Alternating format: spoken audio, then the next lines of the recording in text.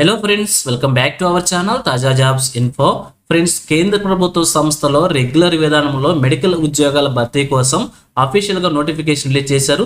భర్తీ చేస్తున్న ఉద్యోగాలన్నీ కూడా ప్రభుత్వ పర్మనెంట్ ఉద్యోగాలు, అదేవిధంగా శాలరీ కూడా రెగ్యులర్ ఉద్యోగాలు కాబట్టి చాలా భారీగానే శాలరీ కూడా మెన్షన్ చేశారు. సో మెడికల్ డిపార్ట్మెంట్లో ఉద్యోగం కోసం ఎదురు చూసే అభ్యర్థులు ఈ నోటిఫికేషన్ అసలు మీరు చేసుకోవద్దు. సో కేంద్ర ప్రభుత్వ సంస్థ అయినప్పటికీ సెలెక్ట్ అయిన అభ్యర్థులందరికీ కూడా హైదరాబాద్లోనే ప్లేసింగ్ అయితే ఉంటుంది. సో ఆ ప్లేస్మెంట్ ప్రకారం మన హైదరాబాద్లో జాబ్ చేసుకోవచ్చు. మన తెలుగు రాష్ట్రమే కాబట్టి ఎవరు కూడా ఈ యొక్క అవకాశాన్ని మిస్ చేసుకోవద్దు. ఆంధ్రప్రదేశ్, తెలంగాణ సంబంధించినటువంటి అన్ని జిల్లాల వారు కూడా ఈ యొక్క ఉద్యోగాలకు అప్లై చేసుకోవచ్చు. మరి భర్తీ చేసిన ఉద్యోగాలు చూసినట్లయితే medical officers, staff nurses, lab technicians, pharmacist, radiographer, X ray technicians అనేటువంటి 6 రకాల ఉద్యోగాలను భర్తీ చేస్తున్నారు. సో మాక్సిమం మెడికల్ డిపార్ట్మెంట్లో భర్తీ చేసే ఉద్యోగాలను కవర్ చేసినట్టు అనమాట. ల్యాబ్ టెక్నీషియన్స్ పోస్టుల కోసం చాలా మంది చూస్తూ ఉంటారు. ఫార్మసిస్ట్, స్టాఫ్ నర్స్, ఇంకా ఇతర టెక్నీషియన్ ఉద్యోగాలు కూడా భర్తీ చేస్తున్నారు కాబట్టి సో మాక్సిమంగా 6 రకాల ఉద్యోగాలు కవర్ చేశారు కాబట్టి సో చాలా మందికి కూడా అవకాశం అయితే ఉంటుంది. సో ఎవరు కూడా ఈ అవకాశం మిస్ చేసుకోకుండా వెంటనే అప్లై చేసేయండి. సో మరి మీకు కనుక ఇంట్రెస్ట్ ఉంది ఉద్యోగాల కోసం అప్లై చేసుకోవాలనుకుంటే నోటిఫికేషన్ ద్వారా ఎన్ని ఖాళీలను భర్తీ చేస్తున్నారు, అభ్యర్థులకు కావాల్సిన ఎలిజిబిలిటీస్ ఏంటి, మరి రిలీజ్ అయిన నోటిఫికేషన్ యొక్క పూర్తి వివరాలు కూడా వీడియోలో చెప్తాను. సో వీడియోని ఎక్కడ కూడా స్కిప్ చేయకుండా చివరి వరకు చూస్తేనే మీకు క్లియర్ ఇన్ఫర్మేషన్ అయితే అర్థమవుతుంది. ముందుగా వీడియోకి ఒక లైక్ చేసి సపోర్ట్ చేయండి ఫ్రెండ్స్. అలాగే వీడియో కింది భాగంలో కనిపిస్తున్నటువంటి హైప్ అనే ఆప్షన్ మీద ట్యాప్ చేసి వీడియోకి హైప్ చేసి సపోర్ట్ చేస్తారని ఆశిస్తున్నాను.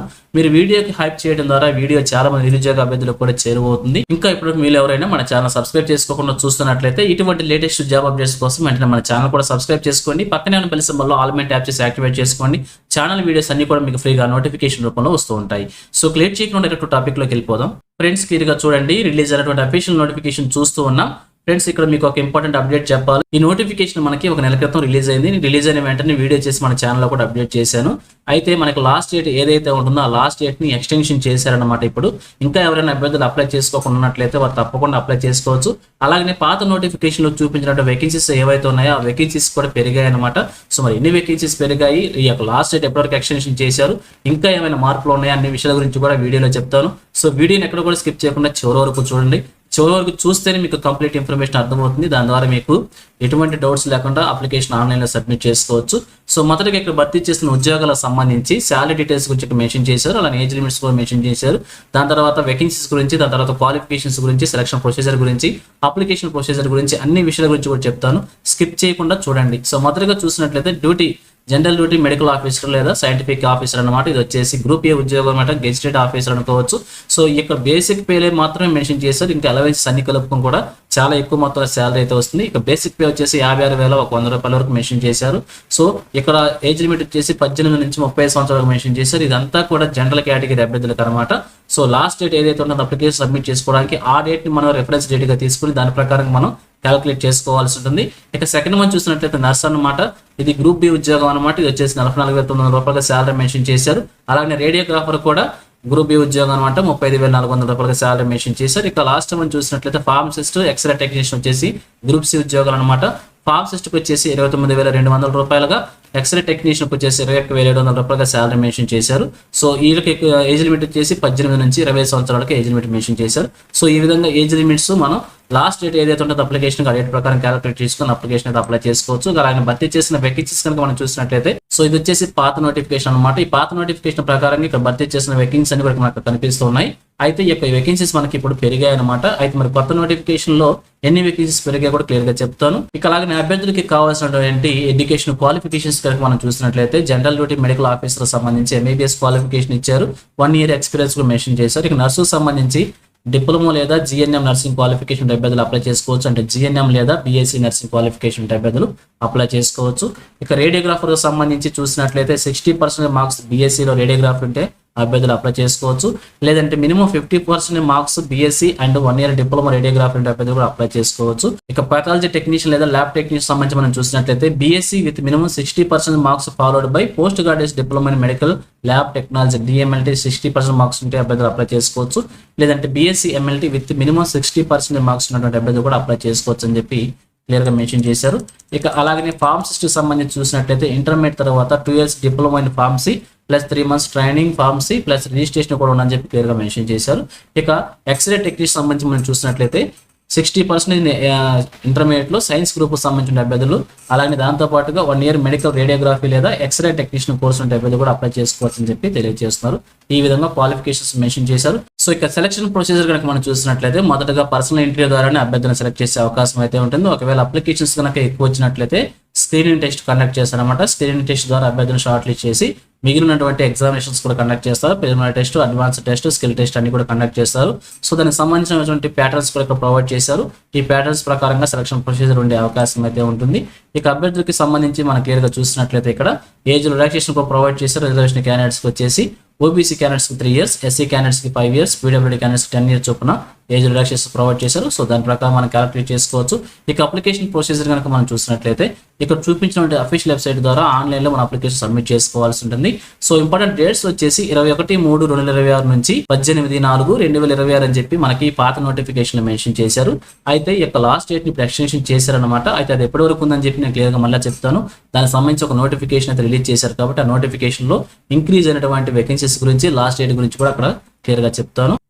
సో ఇక ఆన్లైన్లో మన అప్లికేషన్ సబ్మిట్ చేసేటప్పుడు ఏమేమి డాక్యుమెంట్స్ మనం అప్లోడ్ చేసుకోవాలో అన్ని కూడా ఇక్కడ క్లియర్గా మెన్షన్ చేశారు. ఈ యొక్క డాక్యుమెంట్స్ అన్నింటిని కూడా పీడిఎఫ్ చేసి దగ్గర పెట్టుకుంటే ఆన్లైన్ అప్లికేషన్ పెట్టేటప్పుడు ఈజీగా ఉంటుందని చెప్పి క్లియర్గా చెప్తూ ఉన్నారు. ఇక అభ్యర్థులకి అప్లికేషన్ ఫీజు కూడా మెన్షన్ చేశారు. సో ఇక అప్లికేషన్ ఫీజు అయితే కొంతమందికి మినహాయించారనమాట.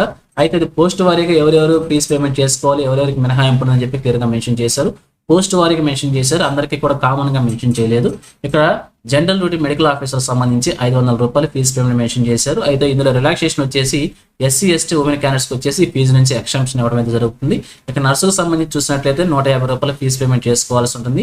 ఎస్సీ ఎస్టీ పీడబ్ల్యూడీ ఉమెన్ క్యాండిడేట్స్కి ఈ యొక్క ఫీజు నుంచి మినహాయింపు ఇచ్చారు. అలాగే రేడియోగ్రాఫర్కి సంబంధించి 150 రూపాయలు ఫీజు పేమెంట్ చేయాలి. ఎస్సీ ఎస్టీ ఉమెన్ క్యాండిడేట్స్కి మాత్రమే మినహాయింపు ఇచ్చారు. అలాగే పెథాలజీ టెక్నీషియన్ లేదా ల్యాబ్ టెక్నీషియన్ చూసినట్లయితే 150 రూపాయలు ఫీజు పేమెంట్ చేయాలి. ఎస్సీ ఎస్టీ ఉమెన్ క్యాండిడేట్స్ ఎవరైతే ఉంటారో వారికి మాత్రమే ఫీజు నుంచి మినహాయింపు ఉంది. అలానే ఫార్మసిస్ట్ సంబంధించి చూసినట్లయితే 100 రూపాయల ఫీజు పేమెంట్ చేయాలి. ఎస్సీ ఎస్టీ పీడబ్ల్యూడీ ఉమెన్ క్యాండిడేట్స్కి మాత్రమే ఫీజు నుంచి మినహాయింపు ఇచ్చారు. ఇక అలానే ఎక్స్రే టెక్నీషియన్ సంబంధించి కూడా 100 రూపాయల ఫీజు పేమెంట్ చేసుకోవాలి. ఎస్సీ ఎస్టీ ఉమెన్ క్యాండిడేట్స్ ఎవరైతే ఉంటారో వారికి వచ్చేసి ఫీజు నుంచి మినహాయింపు ఇవ్వడం జరిగింది. అన్ని పోస్టులు కూడా సేమ్ గానే లేదు, కొన్ని పోస్టులకి కొంతమందికి మాత్రమే మినహాయింపు ఇచ్చారు. ఒకసారి అవి క్లియర్ గా చెక్ చేసుకొని వాటి ప్రకారంగా మీరు ఫీజు పేమెంట్ చేసుకోవాల్సి ఉంటుంది. ఇది కూడా ఆన్లైన్ మోడ్ లో మనం ఫీజు పేమెంట్ చేసుకోవచ్చు అని చెప్పి క్లియర్ గా తెలియజేస్తూ ఉన్నారు. ఇక ఎగ్జామినేషన్ సెంటర్స్ కనుక మనం చూసినట్లయితే ఈ యొక్క ఉద్యోగాలకు సంబంధించిన నోటిఫికేషన్ వచ్చేసి మనకి హైదరాబాద్ నుంచి రిలీజ్ అయింది కాబట్టి సో హైదరాబాద్ లోనే ఎగ్జామినేషన్ సెంటర్స్ కూడా ఉండే అవకాశం అయితే ఉంటుంది. సో మన 2 తెలుగు రాష్ట్రాల పెద్ద కూడా హైదరాబాద్ ఎగ్జామినేషన్ రాసుకొని సెలెక్ట్ అయినట్లయితే హైదరాబాద్ లోనే కూడా పోస్టింగ్ చేసుకునే అవకాశం అయితే ఉంటుంది.